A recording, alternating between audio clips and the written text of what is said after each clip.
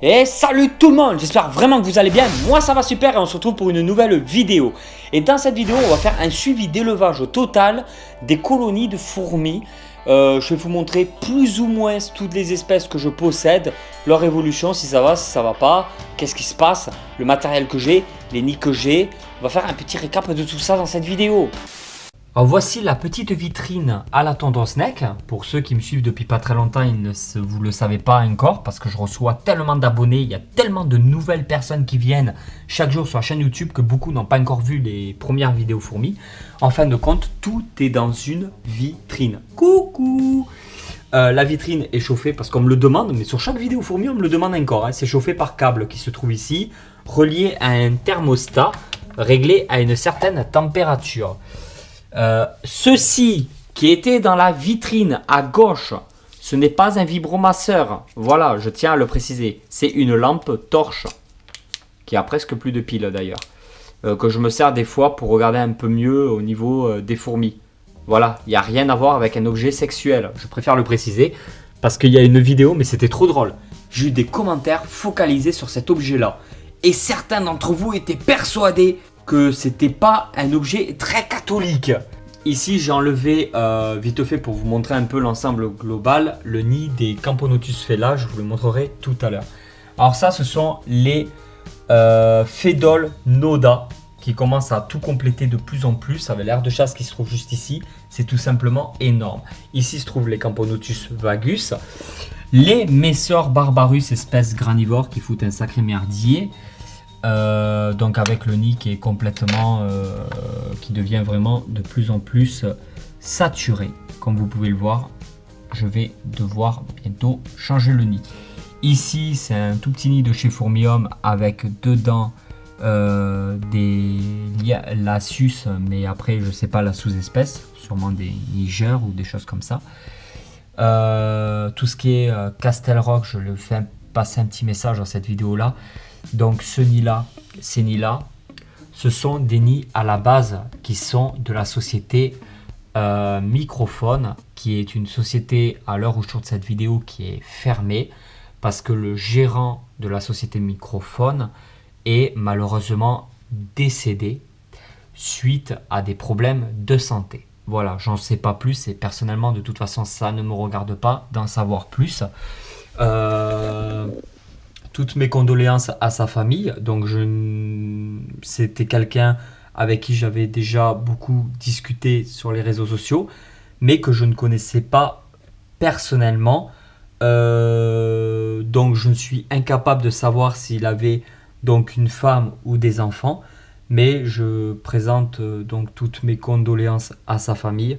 Je tenais quand même à en parler au moins une fois dans une vidéo, sans trop casser l'ambiance et le moral quand même.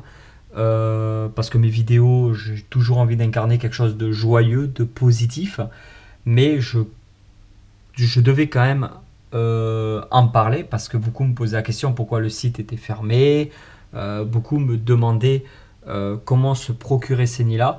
Actuellement, je suis incapable de répondre à ces questions-là.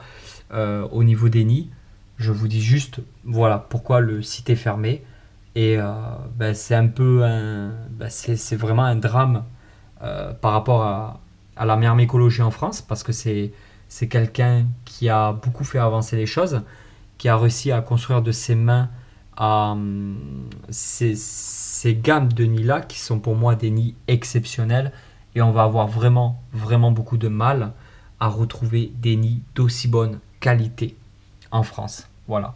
Bon, je me devais de faire un petit message. Je voulais pas rentrer dans un titre vraiment putaclic où j'allais carrément le citer dans le titre ou quoi, essayer de faire des vues avec ce genre de vidéo là, parce qu'en fait c'est un sujet très délicat.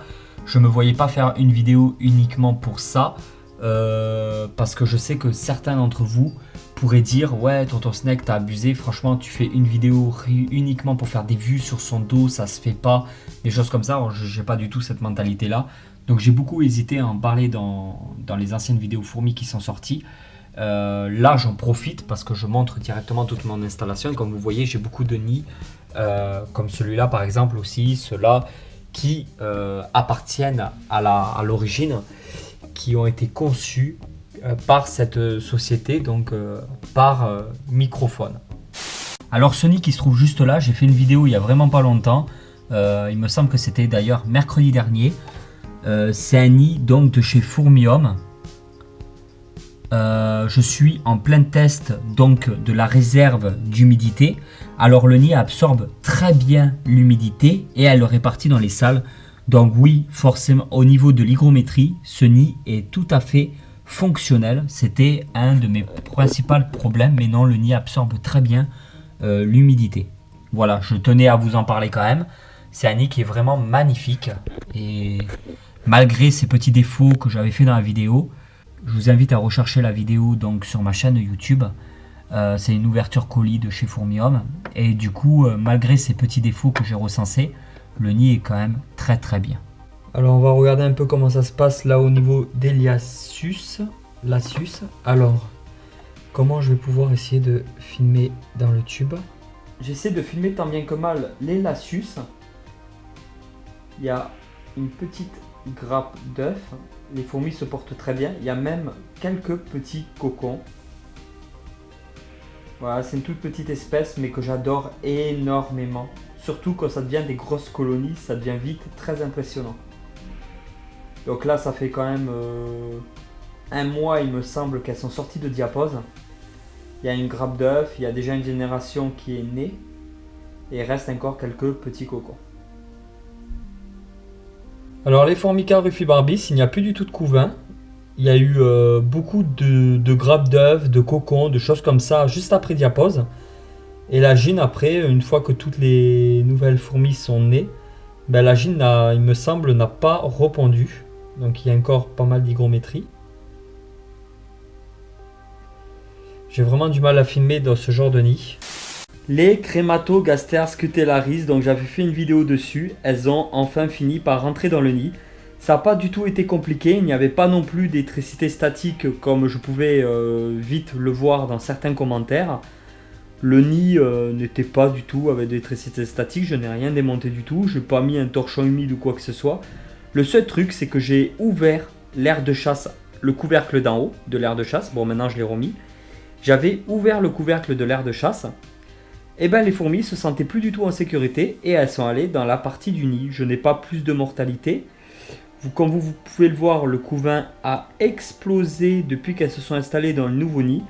Et je mise tous mes espoirs sur cette colonie pour 2018. J'espère qu'elle va se développer sans aucun problème. Mais je pense qu'elle a beaucoup d'avenir devant elle.